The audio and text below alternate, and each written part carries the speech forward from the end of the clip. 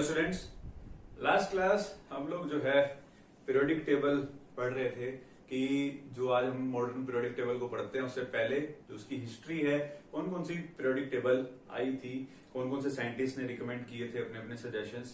ठीक है, तो हमने कल कई सारे देखे थे। प्राउड्स हाइपोथेसिस देखा हमने, न्यूलैंड लॉ ऑफ ऑक्टेव देखा हमने, जो है अपना लोथर मेयर वाला कंसेप्ट देखा था, डोबरनियर के ट्रायड देखे। तो 4-5 चीजें हमने कल पढ़ ली थी। ठीक है, तो आज जो है नेक्स्ट एक ऐसी पीरियोडिक टेबल पढ़ेंगे जिसे बहुत ज्यादा सक्सेस मिली थी, जिसे हम मेंडलीव पीरियोडिक टेबल के नाम से जानते हैं। कुछ हद तक आपने इसको 10th क्लास में पढ़ा भी हुआ है, तो लगभग उतना ही आपको जानना जरूरी है जितना आपने 10th क्लास में पढ़ा था, ज्यादा कुछ नहीं है। ठीक है, तो मेंडलीव ने जो पीरियोडिक टेबल दी थी उसको इस पीरियोडिक टेबल के लिए नोबेल प्राइज दिया गया था, और इसे फादर ऑफ पीरियोडिक टेबल भी कहा जाता है मेंडलीव को। क्यों कहा जाता है? क्योंकि मेंडलीव ने सबसे पहली एक मतलब उस टाइम की सबसे अच्छी पीरियोडिक टेबल मेंडलीव ने बनाई थी, और उसी से जो है काफी हद तक चीजें मिलती भी हैं आज की हमारी मॉडर्न पीरियोडिक टेबल में। जो मेंडलीव था वो पहला ऐसा साइंटिस्ट था जिसने क्या किया था, जो एलिमेंट्स है उसकी एक सिस्टमेटिक स्टडी के लिए एक बहुत ही अच्छा अपना जो है पॉइंट ऑफ व्यू सामने रखा था कि जो एलिमेंट्स हैं उनको ग्रुप्स और पीरियड्स के अंदर बांट दीजिए। ठीक है, तो कैसे उसने बनाई आइए देखते हैं। तो मेंडलीव पीरियोडिक टेबल जो थी,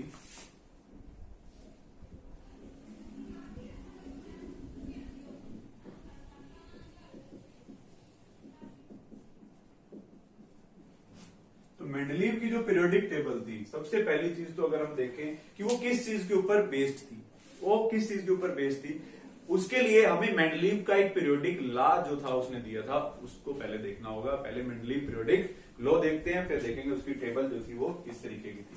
तो मेंडलीव पीरियोडिक लॉ क्या कहता है?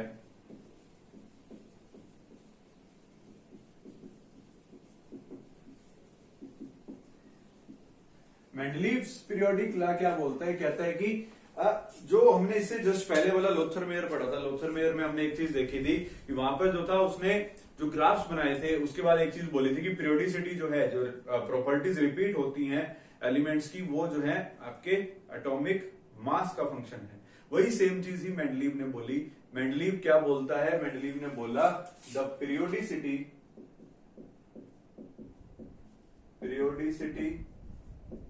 इज द फंक्शन ऑफ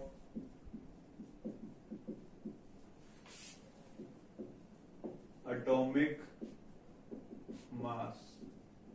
क्या मतलब इस बात का? Periodicity is the function of atomic mass. Periodicity का बेसिकली मतलब क्या था, हमने पढ़ा था पिछली क्लास में। पीरियोडिसिटी का मतलब क्या होता है? Repetition of properties.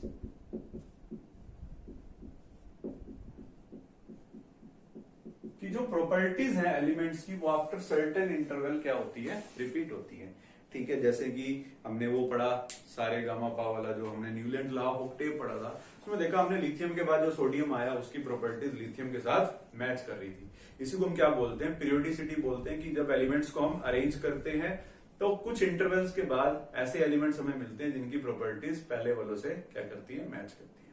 ठीक है, और मेंडलीव क्या बोलते हैं? मेंडलीव कहते हैं periodicity is the function of atomic mass. ये बोलता है कि अगर आप एलिमेंट्स को increasing order of atomic mass में लगाओगे, यानी कि एटॉमिक मास जिसका कम है उसको पहले लिखोगे, एटॉमिक मास जिसका ज्यादा है उसको बाद में लिखोगे, तो इस increasing order of atomic mass में अगर आप एलिमेंट्स को लगाते हो तो उनकी प्रॉपर्टीज जो है वो रिपीट होती है। ठीक है, हालांकि इसकी लिमिटेशन भी बनी थी बाद में, क्योंकि जब इसे पूछा गया कि भाई एटॉमिक मास कैसे पीरियोडिसिटी का फंक्शन है, एक्सप्लेन कीजिए, तो ये उसको एक्सप्लेन नहीं कर पाया था। तो इसको हम देखेंगे आगे। तो पहले बात कर लेते हैं इसकी टेबल के बारे में। तो मेंडलीव की जो पीरियोडिक टेबल थी उसने बड़े ही सिस्टमेटिक वे में क्या किया था? ग्रुप्स और पीरियड्स बनाए थे। ग्रुप्स और पीरियड्स बनाए इसने अपनी पीरियोडिक टेबल में। जो ग्रुप्स होते हैं, ग्रुप्स जो है वो हम बोलते हैं जो वर्टिकल रोज होती हैं उन्हें हम वर्टिकल कॉलम जो होते हैं उन्हें हम बोलते हैं ग्रुप्स, और जो हॉरिजॉन्टल रोज होती हैं उन्हें हम क्या बोलते हैं? पीरियड। यानी कि ये इस तरीके से जो पहला ग्रुप, दूसरा ग्रुप, तीसरा ग्रुप, चौथा ग्रुप, ये है इस तरीके से ग्रुप, और जो ऐसे वाली जो हॉरिजॉन्टल होती है इसे हम बोलते हैं पीरियड। 1 2 3 4 इस तरीके से। ठीक है, तो टोटल अगर देखें कि इसके अंदर कितने ग्रुप्स प्रेजेंट थे, तो उसके लिए देखो कई सारी बुक्स में आपको डिफरेंट बातें देखने को मिलेंगी इसमें कि कितने ग्रुप्स थे, कितने पीरियड्स थे।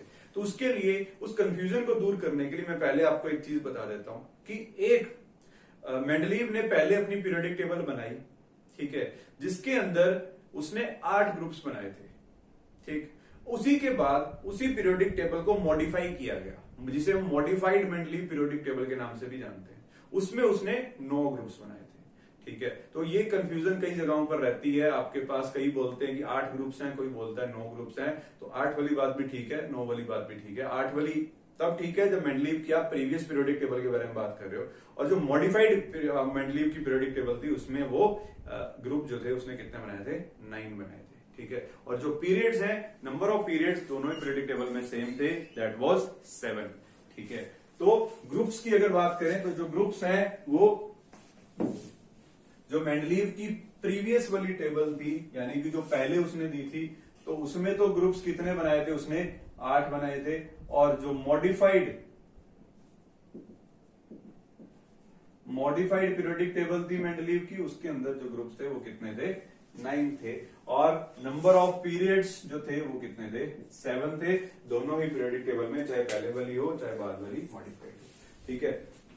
अब ये लास्ट में एक ग्रुप इसने क्यों बढ़ा दिया, मॉडिफाई करा, जब इसने पहले अपनी पीरियोडिक टेबल दी थी उस टाइम इसने नोबल गैसेस को कंसीडर नहीं किया था अपनी पीरियोडिक टेबल में। बट उसके कुछ टाइम बाद ही जब नोबल गैसेस डिस्कवर होने स्टार्ट हुई तो उसने क्या किया, एक ग्रुप और ऐड कर दिया और उसके अंदर नोबल गैसेस डाल दी और उस ग्रुप को नंबर दिया 0, ठीक है। और जो इसके ग्रुप्स थे, जो इसने ग्रुप्स बनाए थे, ये 8 ग्रुप्स जो थे, इन 8 ग्रुप्स को इसने कुछ इस तरीके से नाम दिया, 1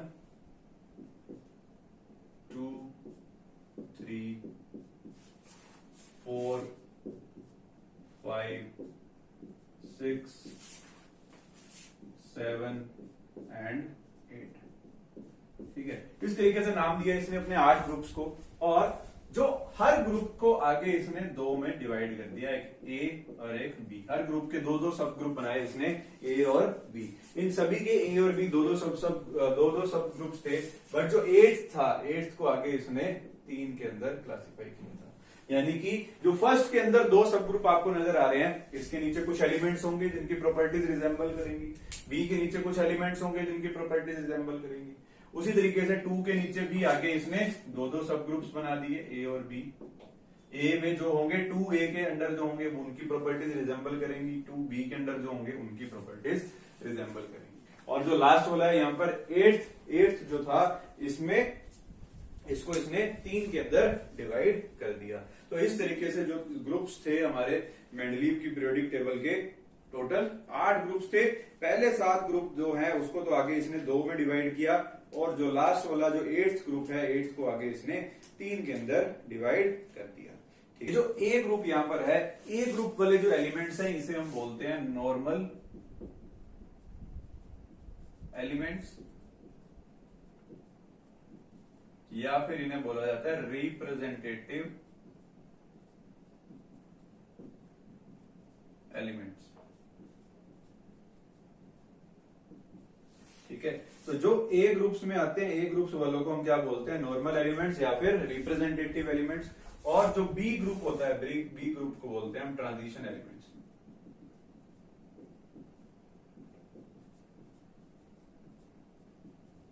ठीक है। और जो हमारा 8th ग्रुप है, 8th ग्रुप को हम बोलते हैं ट्रांजिशनल एलिमेंट्स, ठीक है। 8th ग्रुप का जो नाम रखा इसने वो क्या था, ट्रांजिशनल एलिमेंट्स, जिसको आगे इसने 3 के अंदर डिवाइड कर दिया, ठीक है। तो इस तरीके से जो मेंडलीव पीरियोडिक टेबल थी, इतना बेसिक आपको इसके बारे में पता होना चाहिए कि 8 ग्रुप्स बनाए पहले वाली में, और 9th जो था मॉडिफाइड पीरियोडिक टेबल जो थी मेंडलीव की, उसमें 9th ग्रुप जो था उसको उसने 0 से डिनोट किया था, और वो 0 जो था उसके अंदर जो थी नोबल गैसेस प्रेजेंट थी, ठीक है। तो ये है आपकी मेंडलीव पीरियोडिक टेबल। अब देखते हैं इसकी क्या क्या एडवांटेजेस थी और क्या क्या इसकी लिमिटेशंस थी, आइए उसके बारे में बात करते हैं, ठीक है। तो ये तो हो गया बिल्कुल बेसिक मेंडलीव पीरियोडिक टेबल के बारे में। अब देखते हैं इसकी मेरिट्स एंड डिमेरिट्स, ठीक है। तो सबसे पहले अगर इसकी बात करें मेरिट्स या एडवांटेजेस की, तो इस पीरियोडिक टेबल की सबसे बड़ी एडवांटेज तो यही है कि पहली ऐसी पीरियोडिक टेबल थी जिसने एलिमेंट्स की एक सिस्टमेटिक स्टडी के लिए एक अपना पॉइंट ऑफ व्यू रखा और एक बहुत ही अच्छी टेबल बनाई जिसके अंदर काफी ज्यादा बेनिफिट हमें मिलते हैं। ठीक है, तो पहली मेरिट तो इसकी यही होगी, सिस्टमेटिक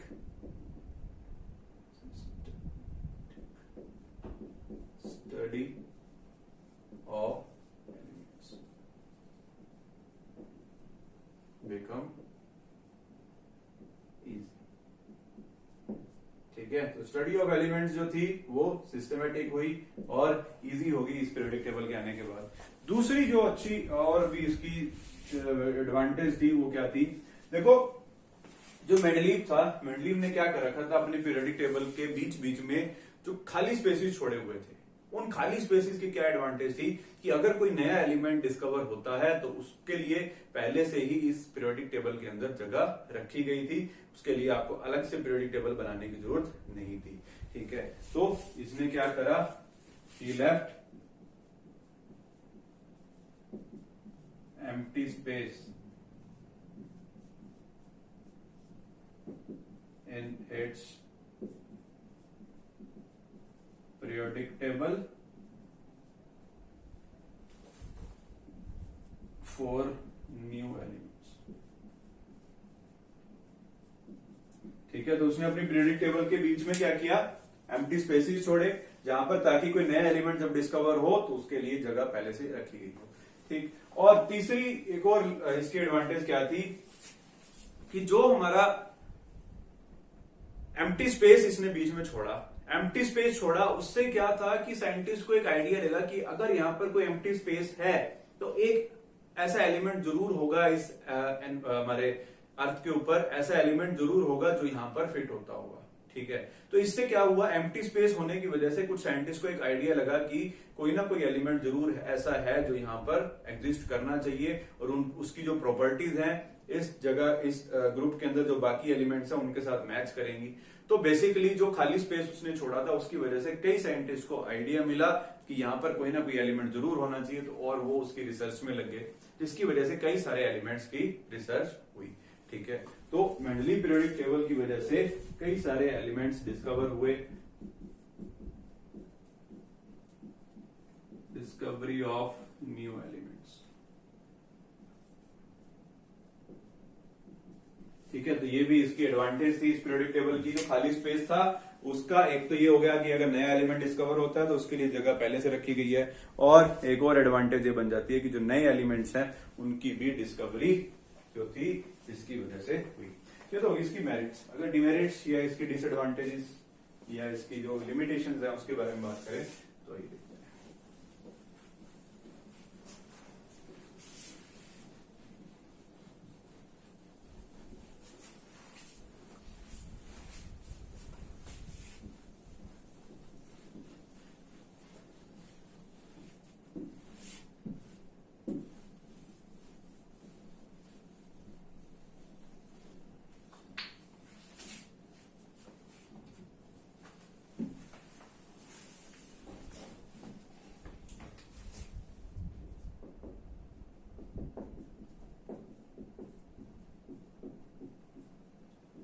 तो लिमिटेशन, अगर सबसे पहले लिमिटेशन इसमें देखें तो जो आज की जो मॉडर्न पीरियोडिक टेबल पढ़ते हैं उसके अंदर भी लिमिटेशन है, इसमें भी थी पोजीशन ऑफ हाइड्रोजन। जो हाइड्रोजन है उसकी पोजीशन जो है वो आज वाली जो मॉडर्न पीरियोडिक टेबल हम पढ़ते हैं उसकी भी लिमिटेशन है और इसकी भी थी। और आज वाली मॉडर्न पीरियोडिक टेबल में भी एक और लिमिटेशन है, लेंथेनॉइड और एक्टेनॉइड की पोजीशन, वो भी इसकी लिमिटेशन थी। ठीक है, तो पहली दो लिमिटेशन तो यही है इसकी, पोजीशन ऑफ हाइड्रोजन, कि जो हाइड्रोजन की पोजीशन है वो आज भी क्वेश्चनेबल है कि वो कहां पर रखा जाए, और उस टाइम पर भी था। ठीक है, और नेक्स्ट जो है position of lengthenoid and actinoid series. ठीक है, दूसरी लिमिटेशन ये होगी। तीसरी, अब देखो अगर हम इसकी पीरियोडिक टेबल देखें तो इसकी पीरियोडिक टेबल में सबसे पहले तो आ गया हाइड्रोजन, फिर आ गया लास्ट वाले ग्रुप में हीलियम, ठीक है, फिर आ गया यहाँ पर लिथियम, बेरिलियम, फिर आ जाएगा यहाँ पर बोरोन, कार्बन, नाइट्रोजन। ठीक है, इस तरीके से थी इसकी पीरियोडिक टेबल। अब इसके बाद जब डिस्कवरी हुई आइसोटॉप्स की, ठीक है, डिस्कवरी ऑफ आइसोटॉप्स, आइसोटॉप्स क्या होते हैं, जिनका एटॉमिक नंबर सेम होता है बट मास नंबर डिफरेंट होता है। अब कार्बन जो है, कार्बन के हमें पता है कि कार्बन के 2 आइसोटॉप्स हैं, कार्बन 12 और एक कार्बन 14, ठीक है। अब कार्बन के बाद इसने किसको रखा अपने पीरियोडिक टेबल में, नाइट्रोजन को रखा। अब इससे जब पूछा गया, जब आइसोटॉप्स डिस्कवर कर लिए गए तो इससे पूछा गया कि भाई ये कार्बन 14 को किधर रखोगे, तो इसके पास उस चीज का जवाब नहीं था, उसने पीरियोडिक टेबल में इसकी जगह नहीं रखी। तो तीसरी जो इसकी लिमिटेशन थी वो थी पोजीशन ऑफ आइसोटॉप्स।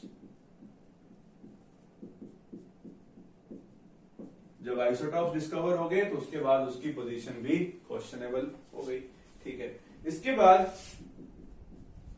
नेक्स्ट अगर लिमिटेशन की बात करें तो कुछ इसके जो इसने जब अपनी पीरियोडिक टेबल दी तो हमने देखा कि यहाँ पर जो इसने एलिमेंट्स को अरेंज किया है, एलिमेंट्स अरेंज किया है उसमें increasing order of atomic mass में एलिमेंट्स को लगाया है, ठीक है।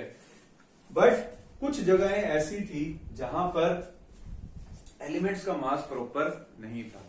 कैसे नहीं था, देखो अगर हम आर्गन की बात करें, आर्गन का जो मास होता है वो होता है आपका 40 और जो पोटेशियम होता है उसका मास क्या होता है, उसका मास होता है 39, ठीक है। इसकी पीरियोडिक टेबल में आर्गन पहले था, पोटेशियम बाद में था। जब इससे पूछा गया कि भाई आर्गन का तो मास पोटेशियम से ज्यादा है तो इससे पहले क्यों, कि उसके बाद होना चाहिए, तो इसके पास इसका जवाब नहीं था, ठीक है। तो चौथी जो इसकी लिमिटेशन होगी that is anomalous pairs of elements,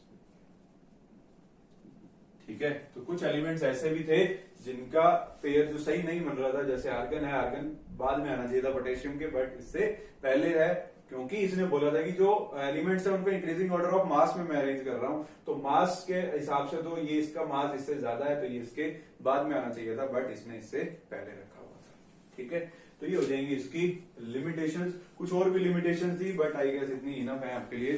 कुछ लिमिटेशंस और की अगर बात करें तो बहुत सारे एलिमेंट्स ऐसे थे जो रॉन्ग ग्रुप्स के अंदर इसने रखे हुए थे, यानी कि उन एलिमेंट्स की प्रॉपर्टीज उस ग्रुप वाले बाकी एलिमेंट्स के साथ मैच नहीं करती थी बट स्टिल उनको वहां पर रखा गया था।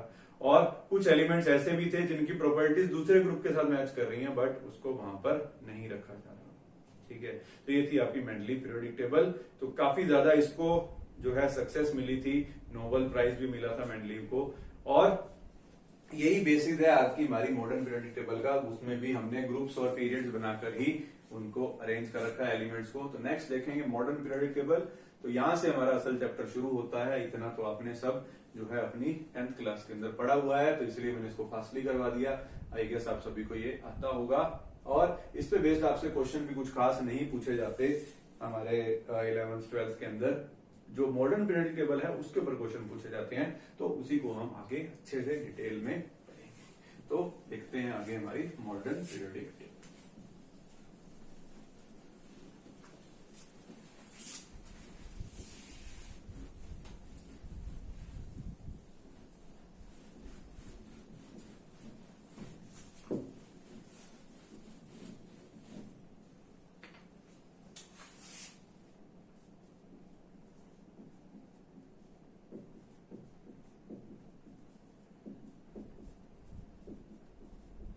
मॉडर्न पीरियोडिक टेबल या फिर जिसे हम लॉन्ग फॉर्म पीरियोडिक टेबल भी बोलते हैं।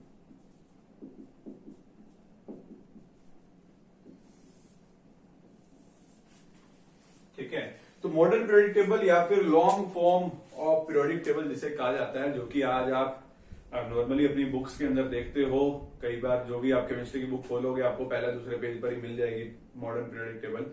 तो इस मॉडर्न पीरियोडिक टेबल की सबसे खास बात क्या थी, जो चीज अब तक के सभी साइंटिस्ट बताने में फेल हुए थे उसको यहां पर बताया गया था। तो मॉडर्न पीरियोडिक टेबल जो है सबसे पहले जो दी किसने थी, गिवन बाय हेनरी मोजले। तो हेनरी मोजले नाम का साइंटिस्ट था जिसने मॉडर्न पीरियोडिक टेबल दी थी, और इसने सबसे अच्छी बात जो थी वो क्या थी, क्या बताया इसने। अभी तक जो हमने मेंडली पीरियोडिक टेबल पढ़ी थी उसमें हमने पढ़ा कि पीरियोडिसिटी जो है, periodicity is the function of atomic mass. ये बोलता था हमें मेंडलीव का पीरियोडिक लॉ, कि पीरियोडिसिटी जो है यानी कि रेपिटेशन ऑफ प्रॉपर्टीज जो है उसका रीजन क्या है, एटॉमिक मास है।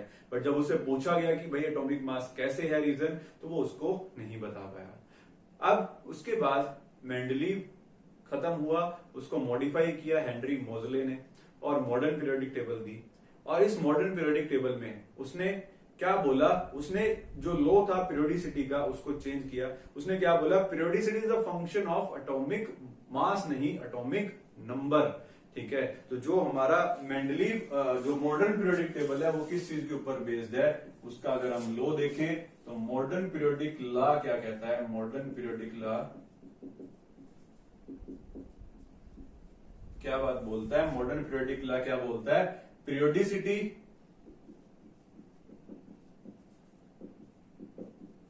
इज द फंक्शन ऑफ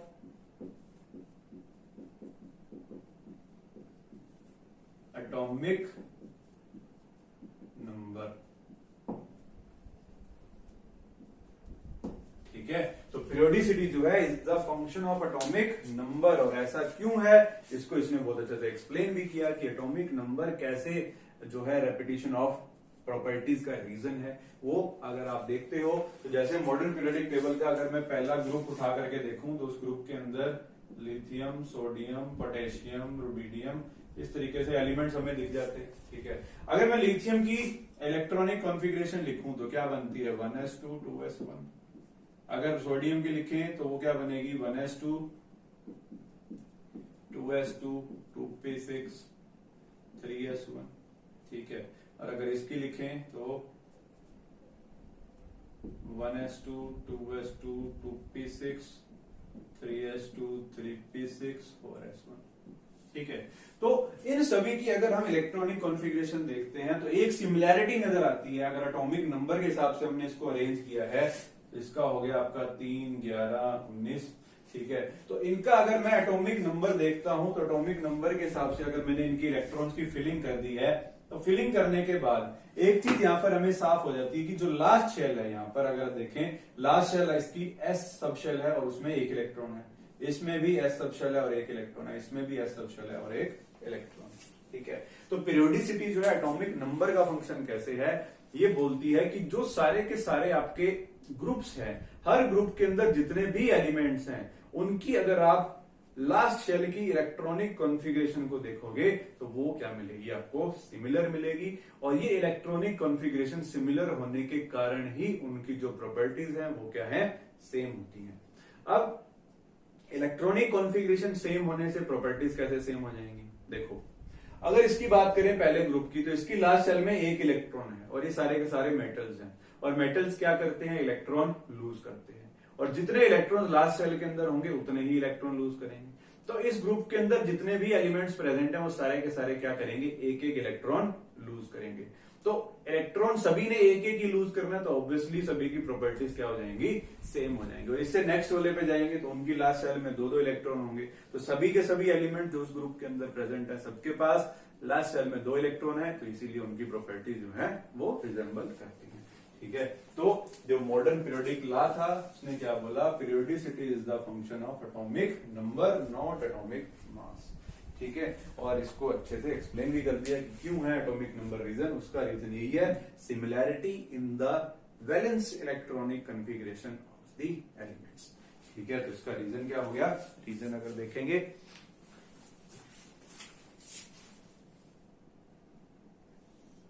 इसको अगर एक्सप्लेनेशन देखो इसका, तो क्या एक्सप्लेनेशन हो गया, similar valence electronic configuration of the elements present in same group। ठीक है, तो इसका अगर एक्सप्लेनेशन देखें तो similar valence electronic configuration of the element present in same group, कि जो एक सिमिलर ग्रुप, एक ही ग्रुप के अंदर अगर हम देखें तो जो इलेक्ट्रॉनिक कॉन्फ़िगरेशन है, वैलेंस इलेक्ट्रॉनिक कॉन्फ़िगरेशन, वो क्या थी, सभी की सेम थी। यही रीजन है पीरियोडिसिटी का। ठीक है, अब इसके बाद अगर हम मॉडर्न पीरियोडिक टेबल देखें तो मॉडर्न पीरियोडिक टेबल जो है किस तरीके से नजर आती है। अब मॉडर्न पीरियोडिक टेबल भी दो तरीके की आई थी। एक स्टार्टिंग में आई जो मेंडलीव की पीरियोडिक टेबल को मॉडिफाई किया और वहां पर बोल दिया एटॉमिक मास की जगह एटॉमिक नंबर, ठीक है। और एक चीज और, जो पहले पहले मॉडर्न पीरियोडिक टेबल आई उसमें जो ग्रुप्स बनाए गए थे वो 16 ग्रुप्स थे, ठीक है। बट उसके बाद उसको और मॉडिफाई किया गया और उसके अंदर ग्रुप्स कितने बनाए गए, 18 बनाए गए, ठीक है। तो मॉडिफाई जो मॉडर्न पीरियोडिक टेबल है वो भी दो तरीके की है जैसे मेंडलीव थी, ठीक है। तो इसको भी आगे हम दो तरीके से पढ़ते हैं। एक आई थी प्रीवियस, या जिसे हम मॉडर्न पीरियोडिक टेबल कह लो,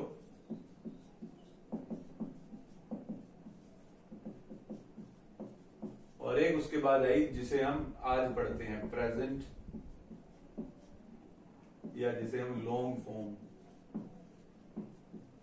ऑफ पीरियोडिक टेबल बोलते हैं, ठीक है। तो जो पहले आई थी मॉडर्न पीरियोडिक टेबल जिसे हम बोलते थे, उस मॉडर्न पीरियोडिक टेबल में अगर आप ग्रुप्स देखोगे और पीरियड्स देखोगे तो वो कितने कितने थे। इसके अंदर जो ग्रुप्स थे, टोटल ग्रुप्स कितने थे इसमें 16, और पीरियड्स जो थे, पीरियड्स सेम थे कितने, 7, ठीक है। और जो प्रेजेंट या long form of periodic table जिसे हम बोलते हैं, उसके अंदर जो ग्रुप्स थे वो ग्रुप्स हैं फिलहाल वो कितने हैं 18, और पीरियड्स कितने हैं 7। तो पीरियड्स दोनों में सेम है बट जो ग्रुप्स हैं वो अलग अलग हैं। और अगर मॉडर्न पीरियोडिक टेबल में देखो, मॉडर्न पीरियोडिक टेबल में जो ग्रुप्स थे, ग्रुप्स की नंबरिंग कैसे की जाती, इन ग्रुप्स की नंबरिंग कुछ इस तरीके से की जाती थी, 1A 2A 3B, इस तरीके से की जाती थी। बट आज जो है present long form of periodic table में हम ग्रुप्स की नंबरिंग सीधा करते हैं 1 2 3 4 5 इस तरीके से, ठीक है। तो इनको देखेंगे कौन सा ग्रुप का कौन सा नंबर पहले था और कौन सा नंबर अब है, ठीक है। तो अगर हम प्रेजेंट जो long form of periodic table है उसको देखते हैं तो वो पीरियोडिक टेबल हमें कुछ इस तरीके से नजर आती है। सबसे पहला एलिमेंट इसका जो है हाइड्रोजन, फिर उसके बाद अगर हाइड्रोजन के बाद जो है आपका आ जाता है लास्ट में कौन, हीलियम, ठीक है। हाइड्रोजन, फिर आता है हीलियम, फिर आता है लिथियम, लिथियम के बाद आ जाएगा बेरिलियम, बेरिलियम के बाद बीच में कुछ छोड़ेंगे हम यहाँ पर, बेरिलियम के बाद यहाँ पर आ जाएगा boron, carbon, nitrogen, oxygen, fluorine और नियोन, ठीक है।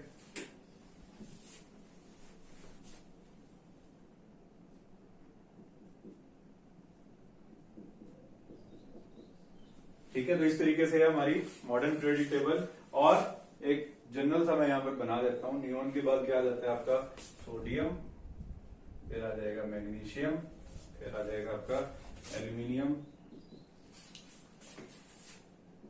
Silicon, phosphorus, sulphur, chlorine, argon, फिर आ गया यहाँ पर आपका पोटेशियम, फिर आ जाएगा यहाँ पर कैल्शियम, फिर scandium, titanium, vanadium, chromium, manganese, iron, पूरे भी नहीं आएंगे तो यहाँ पर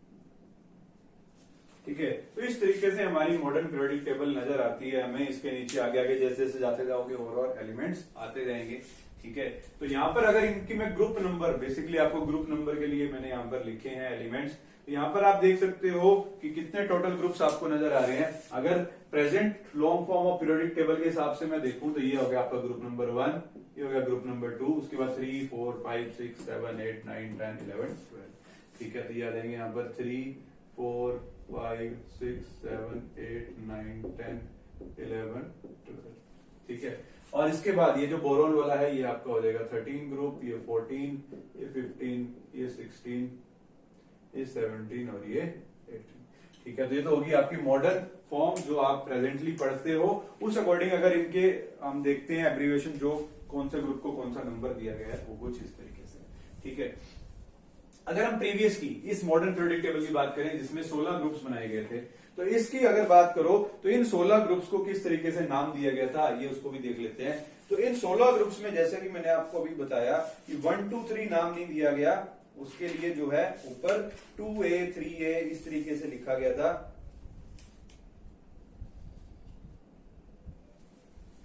तो उसमें जो है इन्होंने नाम कैसे दिया था, जो फर्स्ट ग्रुप है, फर्स्ट ग्रुप को नाम दिया था 1A से, सेकंड ग्रुप जो था उसको नाम दिया था 2A से।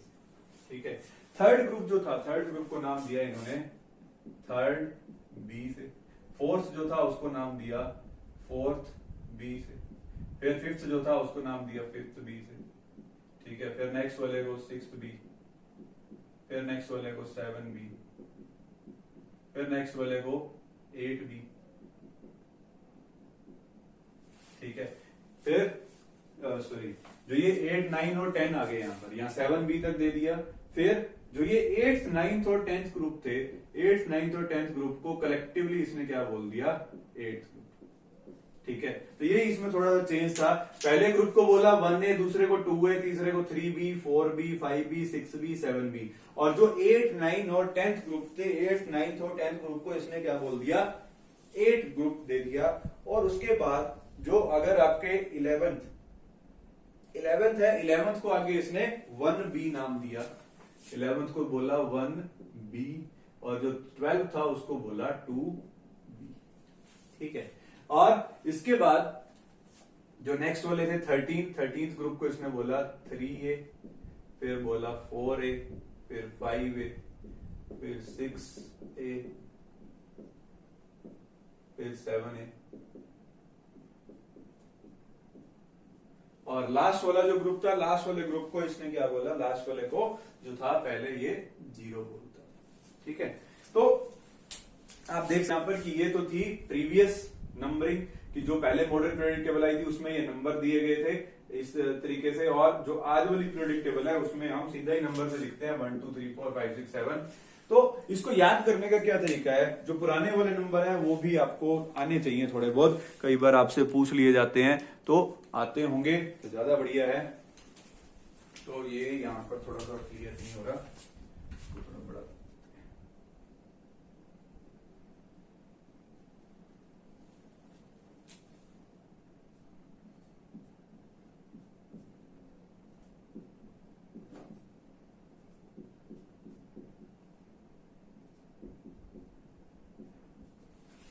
देखो, इसमें जो है ये याद कैसे करोगे आप, जो पहले दो हैं 1A से स्टार्ट हुआ फिर 2A से स्टार्ट हुआ, ये जो 1A जो कैटेगरी है वो किसके लिए है, ये जो पहले दो ग्रुप्स और उसके बाद जो बोरोन फैमिली यहां से शुरू होता है, वहां से फिर 3 4 5 6 7 आ जाएगा, लास्ट पड़ेगा 0 वाले। ठीक है, और ये थर्ड वाले को, थर्ड ग्रुप को 3 यहां से B स्टार्ट कर देना है। ठीक है, पहले दो के लिए A है, उसके बाद 3 से लेकर के 7 तक B चलेगा, रहेगा सीरियल वाइज ही 1 2 3 4 5 6 7, बट पहले दो के साथ A है और तीसरे से 7वें तक B है। फिर 8th 9th और 10th, 8th 9th 10th को कलेक्टिवली एक ही ग्रुप बोला गया और उसको 8 से दिखा दिया। ठीक है, उसके बाद 11वां और 12वां ये भी B कैटेगरी में आएगा और इसका नाम दे रखा है 1 और 2। फिर इसके बाद ये 3A 4A 5A 6A और 7A। ठीक है, अगर याद रख सको तो बहुत अच्छी बात है, नहीं तो स्किप भी कर सकते हो। ठीक है, कुछ खास इससे पूछे नहीं जाते क्वेश्चन, बट स्टिल आपको आते होंगे तो बहुत अच्छी बात है, नहीं भी आते होंगे तो भी चल जाएगा। ठीक है, अब देखो ये जो ग्रुप्स बनाए हैं हमने यहाँ पर 1 2 3 4, ये सारे जो ग्रुप्स हैं इनका जो नाम है वो क्या होता है, और इसको जो है हम किस कैटेगरी के अंदर क्लासिफाई करते हैं। तो यहाँ पे जो ये आपकी पीरियोडिक टेबल है कुछ इस तरीके से नजर आती है।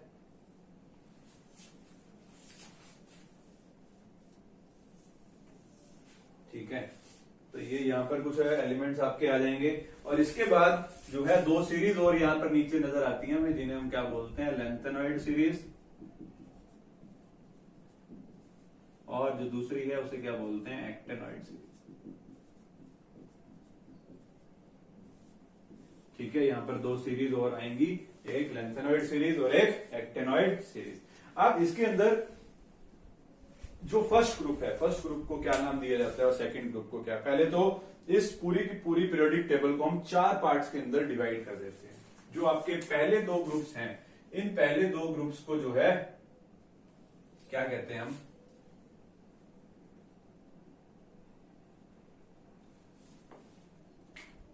पहले दो ग्रुप्स को कहा जाता है एस ब्लॉक एलिमेंट्स।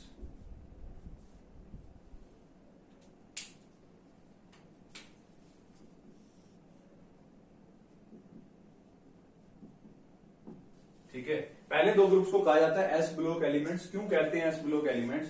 क्योंकि इन दोनों ग्रुप्स की अगर आप इलेक्ट्रॉनिक कॉन्फ़िगरेशन देखोगे तो जो लास्ट इलेक्ट्रॉन है, लास्ट इलेक्ट्रॉन एस सबशेल के अंदर जाता है, इसलिए इन दोनों को हम क्या बोलते हैं, एस ब्लॉक एलिमेंट्स। और यहां पर अगर देखोगे तो ग्रुप नंबर 13 से लेकर के ग्रुप नंबर 18 तक ये जो आपके ग्रुप्स हैं इन्हें हम बोलते हैं पी ब्लॉक एलिमेंट्स। ठीक है, पी ब्लॉक क्यों कहा जाता है? क्योंकि ये जो 6 ग्रुप्स यहां पर आपको नजर आ रहे हैं, इन 6 ग्रुप्स का जो लास्ट इलेक्ट्रॉन है वो कौन सी शेल में जाएगा, वो पी सबशेल के अंदर जाएगा। ठीक है, और यहां पर अगर देखोगे ये जो यहां से स्कैंडियम से लेकर के जिंक तक, इसे हम बोलते हैं डी ब्लॉक एलिमेंट्स। ठीक है, डी ब्लॉक क्यों बोलते हैं? फिर से वही रीजन कि जो लास्ट इलेक्ट्रॉन है वो कौन सी सबशेल में जाता है, डी के अंदर। और ये जो नीचे वाले दो आपके लेंथेनॉइड और एक्टेनॉइड सीरीज है, इनको क्या बोलते हैं हम? इनको बोलते हैं एफ ब्लॉक एलिमेंट्स। ठीक है, इन्हें एफ ब्लॉक एलिमेंट्स कहा जाता है। और जो डी ब्लॉक एलिमेंट्स होते हैं, डी ब्लॉक एलिमेंट्स को हम ट्रांजिशन एलिमेंट्स भी बोलते हैं।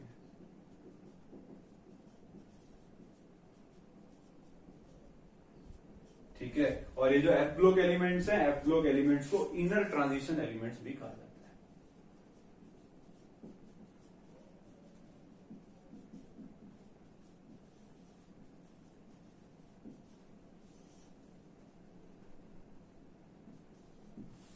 ठीक है जी, तो ये हो जाएगी आपकी general introduction about the modern periodic table. Next class में हम इसको याद करना सीखेंगे कि मॉडर्न पीरियोडिक टेबल याद कैसे की जाती है, और इस मॉडर्न पीरियोडिक टेबल में कौन कौन से एलिमेंट्स हैं सभी को हम देखेंगे, सभी को याद करेंगे, और इसकी जो एडवांटेज और लिमिटेशन है उसके बारे में बात करेंगे। तो आज के लिए इतना ही, बाकी हम नेक्स्ट क्लास के अंदर इसको स्टडी करेंगे।